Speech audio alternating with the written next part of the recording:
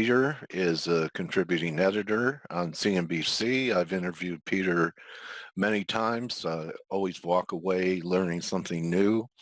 He's with Bleakly Advisory Group, and I'm sure anyone who watches financial television knows that Peter coined the phrase, the Fed is not data dependent, they're S&P dependent. So welcome to our summit, Peter. Thank you, Dale. Sorry about the graphic. It seems like I got half the background and half my office. Okay. Yeah, I can tell you what the problem is. In the virtual background settings, you have set that you have a green screen. That's the problem. That's why it can't display properly, Peter. Okay. Well, I'm going to be sharing my screen, right, Peter? So Yeah. I'm going to share my screen, unless you didn't bring any kind of presentation or anything, correct? No. Okay. So I'm going to be sharing my screen, and I want to show a couple of things here. I want to show Peter's, where is the tweet deck? Here it is. Right there. Huh. Let me move this. Anyway, there we go. Okay. So the book report. I know a lot of people would say that on the way to school, the wind blew away their book report or the dog ate their homework, but this is a different book report. And it's done by Peter, who really has a handle on what's happening with the Fed and what's happening with economic numbers. And Peter, I know you've been very constructive. The precious metals market, since I've been talking to you, you talk about a long runway in silver. You've also been constructive on emerging market debt and have been very cautious about U.S. equities. And last time we talked was before the March crash that we had. And first of all, I'd like your impression of the March sell-off. And I know that you and I had also talked about the economy being fragile, already weakened manufacturing. Was the coronavirus an excuse for what was going to happen anyway, Peter? I mean, the virus was certainly the pin to, the bubble that we've seen over the past 10 years created by zero rates, negative rates, and QE and so on. So it was going to be something, but of course, no one knew that it would be that. So what economic downturns do is it exposes underlying vulnerabilities. It exposes fragility. It exposes excessive leverage. And we certainly have had all of those combined. So again, whether it was that or something else, it was going to be something. And that certainly ended up being the case. I do want to say at the March lows, I did get more optimistic. If there's one thing that I've been optimistic on is been the effectiveness of shutting things down in order to contain the spread and allow the healthcare system to regroup, to buy us time to effective therapeutics, buy us time to better handle when a reopening would eventually occur, acknowledging 100% the economic damage that does. I think we're now at a point where we need to start rolling this out, the reopening, and I think people are going to have to really get used to wearing a mask as being a very effective tool to keep people safe. Now we're at 2,900 in the S&P. The calculus is quite different, and I think right now the stock market is embracing the direction of improvement on the economy, and at some point it's going to shift to the degree of that improvement. I think the Treasury market, with the 10-year yield at 59 basis points, is more focused and worried about the degree of that improvement, and less the direction. Also, of course, being helped out by Federal Reserve QE. Okay. All right. So since you brought up the bonds, I wanted to get your opinion on the fact that the Fed did not have to buy one junk bond or one LQD corporate bond, and the rally was so dramatic without any action. Have you ever seen the Fed be that effective? Here's LQD. Here they said they would step into corporate bonds. They'd also buy junk. Here's junk, not as strong. Do you think the Fed's going to be tested since they didn't do anything? Is the market going to test their resolve and see if they actually do come in and buy some of these issues? I mean, I think they'll certainly buy things. No question. I just think that they're not going to buy nearly as much as people think. I actually cleared my screen of that graphic noise, so I don't know if you want to switch back so people can. Okay. No, it wasn't working correctly, so you did well. Yeah. Okay. Okay. So I think that, you know, we've seen the ECB, we've seen the Bank of Japan get really aggressive in buying private assets outside of their treasury bonds. I think the Fed is going to use more of the threat of buying rather than doing it in such size, particularly on the high yield side, because they've done, first of all, they've done a complete end around the Federal Reserve Act, we know, in setting up these special purpose vehicles to get around to buy this stuff. But I think the market may be disappointed in the extent at which they buy, because I don't think the Fed really wants to clog up these entities and their exposure with junk debt, because it's just that even politically, it's a very dangerous road. So I think right now they've been more focused on unclogging the freezing that we saw in the credit markets in March, rather than being a major presence in these markets. And I think that's a very big distinction, not only within U.S. markets, but also distinguishing them from the others. Now, that doesn't make the Fed this great actor. You know, they're getting involved in private markets also, but I just don't think they're going to do it to the same extent, again, as others. And I think the next thing, of course, for the Fed is this mainstream lending program, where they're really going to be taking on and junkifying, I call their balance sheet, because they're going to be taking on a lot of credit that is not, you know, pristine. And with debt to EBITDA ratios, according to their mandate of 4 to 6 times, which seems low, but how do you define EBITDA? There's going to be a lot of craftiness on the part of companies to make their EBITDA look like something that can meet these criteria that would enable companies to get these loans. Okay, the market was sounding warning signs of debt to GDP before the virus struck, and with the additional fiscal rescue packages that have come out of Congress, I've heard that debt to GDP in the U.S. is anywhere from 100 to 125. What kind of impact is that going to have on our economy going forward for years?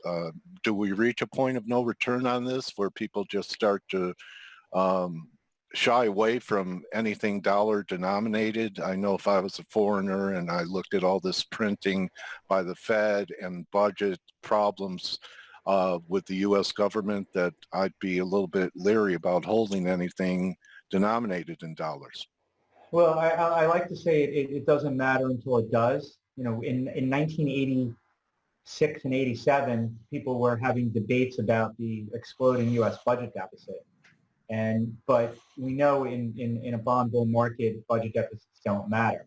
To the point now of when it does, and we just have to look at Japan and Italy to know that, you know, with the help of your central banker, it may not matter just yet. And with the Fed buying as many treasuries as they are, we know certainly the ECB has been able to suppress Italian 10-year bonds, which are yielding less than 2%. It did tick above 2% recently, but still below. That with the help of central banks, you could suppress interest rates. To your other point about what does that eventually do to the U.S. currency, that of course is a big debate. And on one side of the currency argument is, oh, there's a shortage of dollars, we're running out of global dollars, therefore there's going to be this persistent and constant bid to the dollar that will eventually continue to propel the dollar higher. On the other hand, the dollar does have a relationship to the U.S. budget deficit as a percent of GDP, and the rising ratio should be an impediment to the dollar. So I look at the dollar right now, it's obviously been a beneficiary of the global shutdown and the freeze up of markets and just give me dollars, I want to be safe in dollars. But now that we are headed to this reopening and an economy that certainly relative to March and April is going to look better, because anything will look better than what we saw in March and April. And just by definition, when you reopen things, some people are going to get their jobs back and you're going to see a reduction in jobless claims. Now, at some point, of course, people are going to see that, wow, this economy is nowhere close to what I'm used to. But for now, the market will focus on that soon, but just not today. So yeah, I do think that the deteriorating U.S. financial situation is going to be a dollar depressing. And you look at the dollar reaction to specific currencies. Let's take the yen, for example. The yen, it's amazing to me how well the yen trades. When you look at Japan and the debt nest that they have, negative interest rates, yield curve control, and now they have essentially unlimited ability to print money, which up to this point has already gotten them to a point where they own 75% of the ETF market, and they own basically half the JGB market and have a balance sheet that is more than the size of the Japanese GDP, and the yen trades really well. Yeah, so why are people buying the yen right here, Peter, with risk on, a recovery in the S&Ps, with gold going up, the dollar steady? Why are people still looking at the US dollar yen as a safe haven currency? Yeah, it is quite amazing. And I think also you do have Japan, which still has current account surplus, and I think that also has helped the yen. And I think that there's been certainly a lot of repatriation of yen back to Japan in the midst of this economic downturn, and the yen therefore not being used as a carry trade currency anymore. So I think it's just a combination of things. But to the point is that you throw enough stuff at the yen, you think that it would be just confetti at this point, and it's not. And even take the euro. The euro since 2014 has really been trading in this sort of 105, 115 range against the dollar. And you've thrown everything at the euro. You've thrown the ECB, which is now experiencing unlimited QE and getting deep with negative interest rates, and also with buying corporate bonds and the complete mess with a lot of European economies and Italy and off the charts debt to GDP ratios. And the euro still can't break a dollar. And I've heard God knows how many breaking dollar calls in the euro over the years, and you still can't break bears. So that tells me that, okay, there's another issue with the dollar. And take the British pound. Obviously the British pound got hammered after the Brexit vote. But I think the pound here is compelling. And once we get the finalization, hopefully, of a deal, now it may not happen this year because of everything that's gone on with the virus and the shutdown, maybe an early 2021 event. But I do expect when those I's are dotted and T's are crossed, the pound's going to have a nice rally. So it's really, in my opinion, the dollar performance on the upside has really been against parts of emerging market. It's been those countries that have major problems that really have also dollar funding needs, like the Brazilian real, like the South African rand and the Turkish lira, and these countries that have major challenges as well as Japan and Europe does, but being an emerging market and being sort of dollar short makes it even more difficult for them. But to me, the ultimate currency, you mentioned earlier, still remains precious metal, still remains gold. And I think its performance of late is proving to be that. And at some point, and I wish I knew when, silver will follow. And obviously silver gets tainted with this industrial metal brush, just as copper does, for an example. And because industrial usage is about half of the demand for silver, but silver still has 4,000 years of money use and treated as such. And I do expect that its historical relationship to gold will resume at some point. I just wish I knew when. Yeah, timing, and here's a quick look at the gold-silver ratio. So right now, Peter, people could exchange 1 ounce of gold for 112 pieces of silver. Yeah, and going back to Judah's 1975, so pretty much capturing right after we went off the gold standard. Oh, wow. That ratio has averaged 60. Yeah, I remember mean reversion around 40. So this could end up being a very big trade just on a mean reversion here. Yeah, and, it's one of my favorite ideas. Is it? So can you trade? I know Steve Volge says you can structure a trade this way with futures. Are you going to trade this by shorting gold? Just being long gold and silver and the miners is okay. I've been doing a pair trade, which some people can do but because I'm just bullish on metals generally, I'm just going long both rather than doing any sort of spread trade. Okay. And for the first time, and I know you and I have talked about it before, the gold shares had dramatically lagged the performance of bullion, Peter, and you talked about that the XAU and other gold share indexes were back to levels when gold was, like 1,000.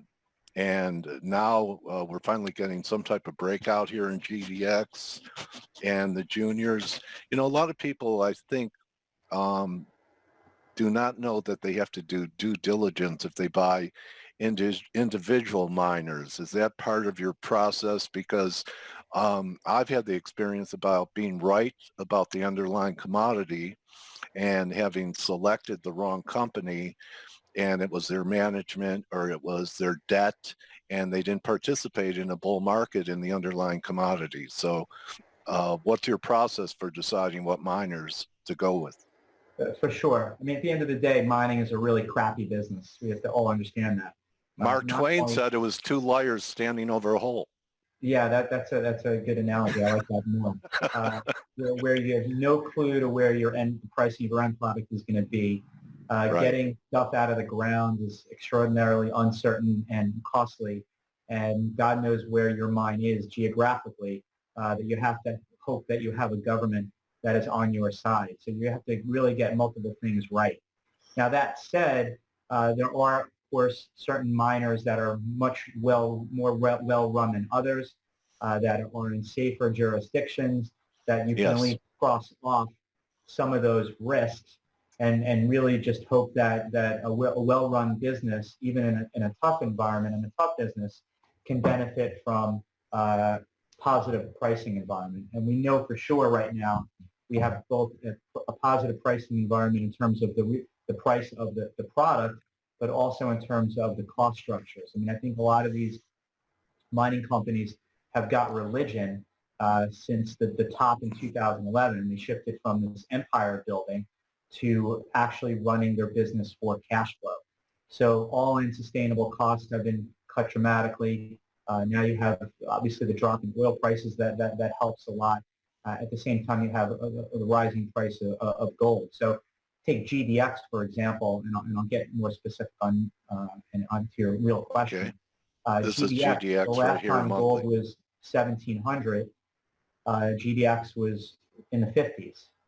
So you can only imagine that in the economic world we live in, where pretty much every single company across the board, maybe outside of supermarkets and food companies, are seeing declines in revenue, that gold miners are actually seeing an increase in revenue. And I think for my clients, it's just easier to own GDX just to get a diversified basket of miners. But for myself, I'll own the individual names, the biggest names, and a junior one here and there. There's Newmont. Newmont actually even acting better than GDX. Besides, Homestake's gone, so I think Newmont's the king now, Peter, isn't it? Kind of the blue chip of all miners. Yeah, it's sort of we call it the blue chip, and I think Barrick Gold is is right behind, as well as Agnico. And what you'll see is when the average money manager, when you say average, we're not meaning more generalist, when the generalist money manager that really never touched a gold stock before, or if they did, it was for a very short period of time, when they see that as a new asset class within equities, they'll just buy the biggest names just because it's easier. It's just easier to buy Newmont and Barrick and Agnico, to use those names. Now, as you get deeper into the gold bull market, you'll find you'll start to get some catch-up trades and everything underneath that. But right. Even the explorers. Yeah, for the generalists, they'll just look for the biggest cap name. Then you have that. Right. I tell you what, the big debate in S&Ps, and then we'll get back to some currencies, but I have to see where you're at. So the big debate on S&Ps is we've seen the low. We're going to have a retest of the low, or we're going to make a lower low. And right here, we're trading, God, right there at the 61.8% recovery here, Peter. At the minimum, is it possible that we're getting excited on the reopening? And I don't know about you, but I'm not rushing out to a restaurant in a hurry, even though California might be easing. And is it possible that it's going to take a while for some of the fear and the psyche of consumers, which were really the ones holding up the economy, not just because of a loss of jobs and having to wait for programs to get money to them, but just the fear of being infected, that even though we're opening the economy, we're opening it and no one shows up. Yeah, that is what is most likely to happen. Until you get a vaccine, the threat of getting infected will always be there. Now, obviously, there are things that can bridge us to that in terms of effective therapeutics, and whether it's the Gilead news today that can help get us there, that people can feel comfortable that if they do get it, it can be treated like anything else they may get. And I think that will go a long way. I think you have one thing that you mentioned where people are going to take their time and go really slow and just going back out again. And whether that's into a crowded restaurant or going to, a sporting event or a concert, which obviously is likely a 2021 event with the vaccine, it also gets deeper than that, because this has been such a traumatic experience that you can also assume that even if life is back to normal in terms of everything being reopened, well, I'm assuming that consumers after this traumatic event will, first of all, the unemployment rate will be higher, because companies, that restaurant that had 20 people, well, maybe they only hire back 15 or 16 or 17. Well, that's a large percentage of that 20 that are not going to get their job back. I also think that consumers just generally are going to save more. I like to look back now that the S&P is about 2,900. So we've retraced a little bit more than 50% of the decline. So the last time we were at this level was middle of October. So let's go back to what the macro background was in middle of October compared to today. So middle of October, we just got over the repo earthquake, right. and the Fed was now dramatically increasing the size of their balance sheet, which led to, I call it the fluff in the latter part of 2019 in November, December, that you just got this lift off from about 3,000 to 3,400. And then obviously quickly gave that back as the Fed reduced their repo purchases. And then of course this virus hit us hard. But just go back to before the liftoff, where we were at 2,900 in October. The unemployment rate was 3.6%. The unemployment rate, now I'm not even going to count March and April, because we know the unemployment rates are exploding, but that's self-inflicted. You have to really look at what would be a normalized unemployment rate when we get out of this, when everything is reopened, because that's really the true measure. Looking at economic data that's awful because you did it to yourself, it's like punching yourself in the head and having a headache. You're not going to analyze why you got the headache. You know why you got it. You gave it to yourself. So to me, looking at the economic data now is really just worthless. the economic data of relevance will be after we reopen. So look at after we reopen. Is the unemployment rate going back to 3.6% anytime soon? No, I say it can be 5 years before we even get back to that. And maybe by 2022, we can get back to, mid-single digit unemployment rates. Let's look at S&P earnings. Back in October 2019, we were looking at $165, $170 of earnings in 2019. It really settled out at about 165. And for 2020, people were talking 180, 185 plus. Well, at best, obviously a lot of the self-inflicted, we're talking 100 to maybe 130, and maybe a rebound in 2021 of maybe 150. So now we're about trading 20 times 150. And listen, 150 is a shot in the dark. I mean, who knows where we're going to be next year, but I argue that we're not going to be at that 165, 170 that people were banking on in 2019. So it's a much different world we're in today versus October 2019. Now, of course, you have the Fed, and you have this dramatic expansion of their balance sheet, which is essentially doubling. So people have to ask themselves, am I going to buy stocks on the reopening and the Fed backing the markets, or is the attention going to shift sort of like the way that it did in Japan, that, the Bank of Japan is doing all these things, but the economic fundamentals are really what's going to matter for the valuation of equities. And, they had 30 years of declining PE ratios, notwithstanding the size of the Bank of Japan balance sheet. So at some point, and it could be September, October, I do think the market's going to shift from the Fed and like I said, the direction of the economy from the lows, because as you reopen, it should get better, just mathematically. And it'll shift to the degree. And we'll look around and say, okay, people are still afraid to go out. And if they are, they're only going out for dinner maybe 1 or 2 nights a week instead of 3. And they're not going to a crowded restaurant. And if anything, that restaurant only has 50 to 75% capacity where it was before. And that's when people start to really quantify things. And okay, so we can have an 18 to 20 PE multiple because Treasury yields are low. And my response is, Treasury yields are low, but the cost of capital for corporate America is actually much higher, particularly if you're a high yield company. So high yield, those yields now are averaging about 7.5 to 8% now, whereas my example of October 2019, it was around 5. So that's what we should be pricing PE multiples on, is the cost of capital for corporate America, and because the risk-free rate in terms of treasuries are obviously being artificially pinned.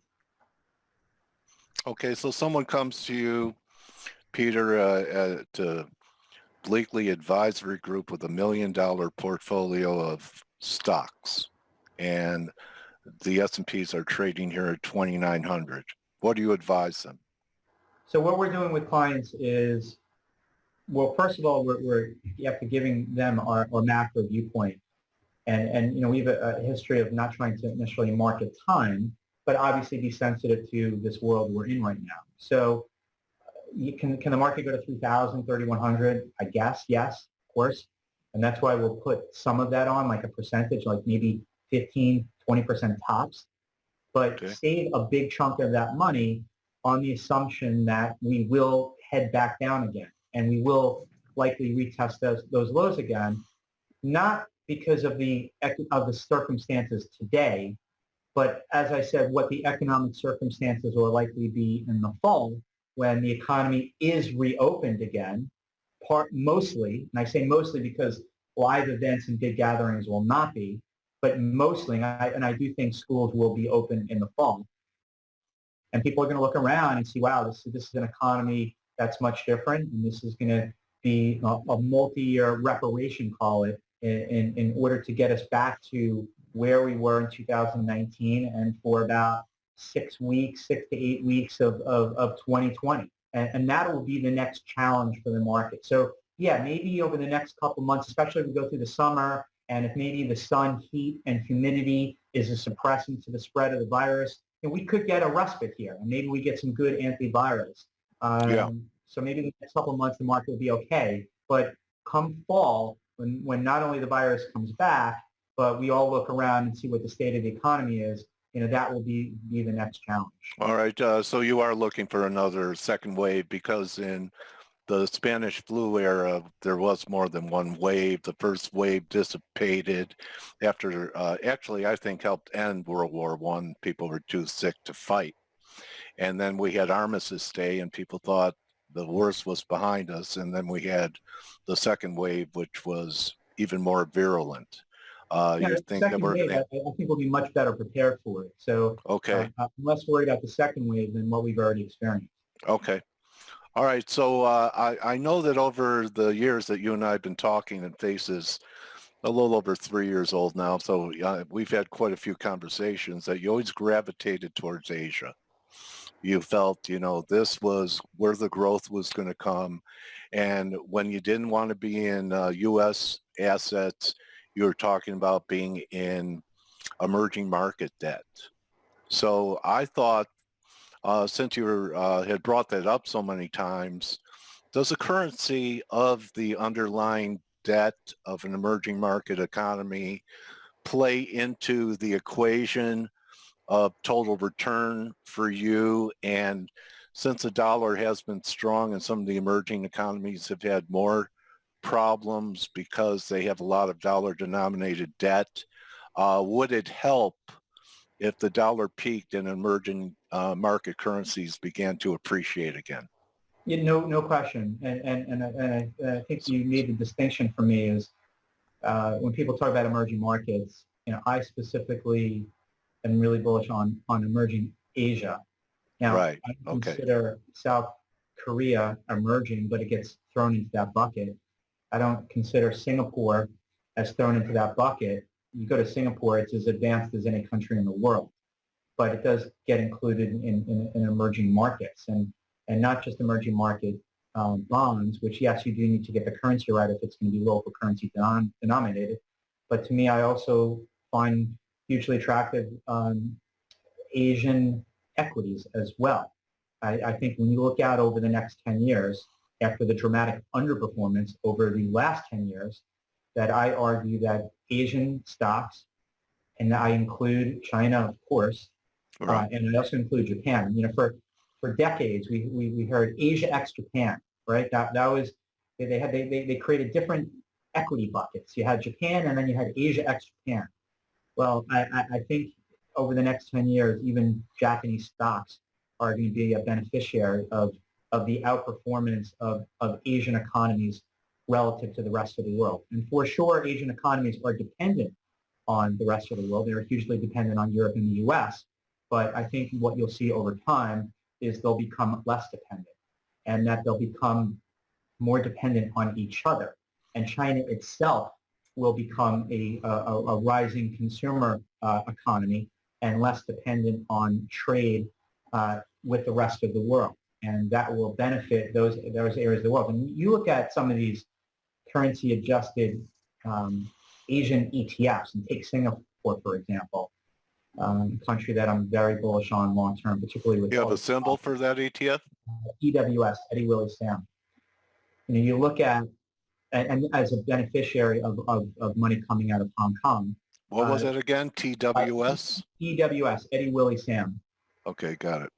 This ETF has essentially done absolutely nothing over the past 10 years. But you can buy it here with a 5% plus dividend yield, almost 6, and a PE ratio 11, 12 times. And to me, a currency that is very attractive relative to the dollar.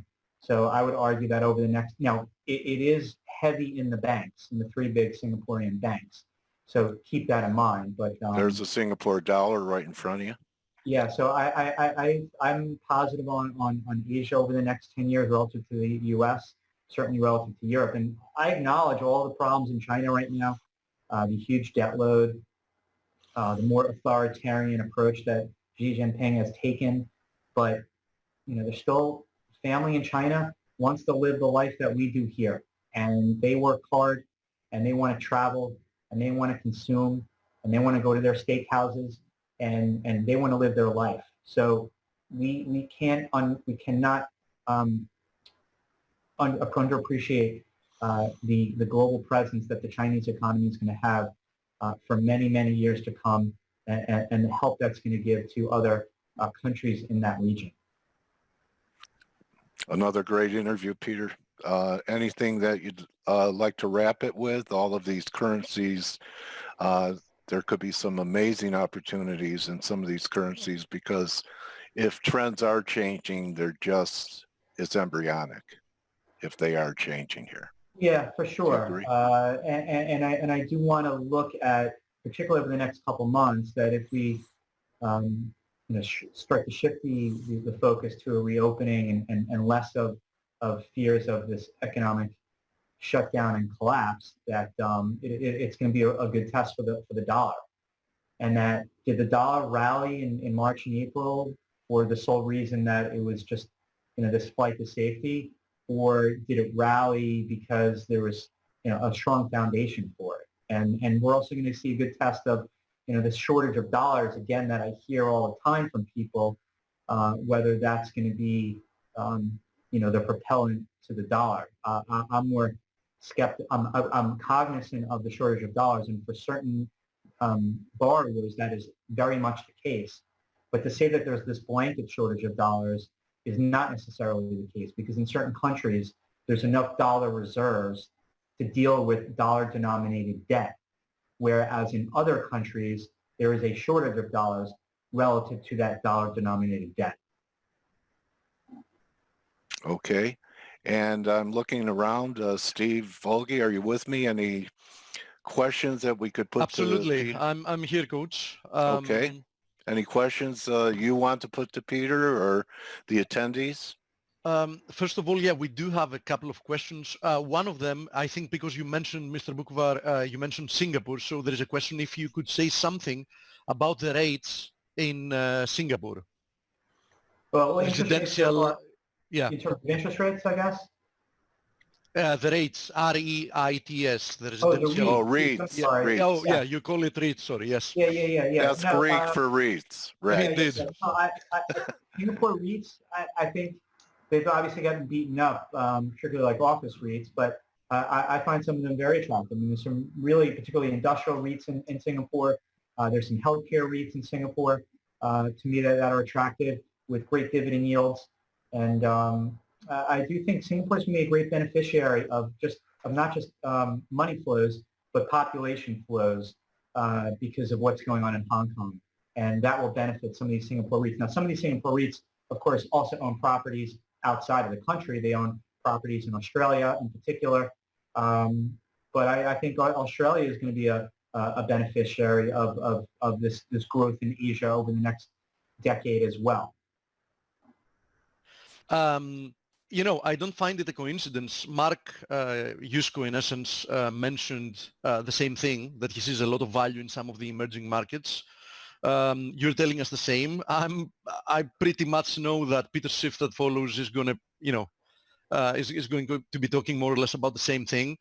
Does this also have with your viewpoint in what the dollar is going to do going forward? Because we definitely know that a devaluation of the dollar is going to help a lot of the emerging markets. As you well mentioned, of course, Singapore and Hong Kong, are not exactly emerging markets, but do you think that that's going to be one of the catalysts for emerging markets to overperform? I do. I mean, let's look at Asia right now.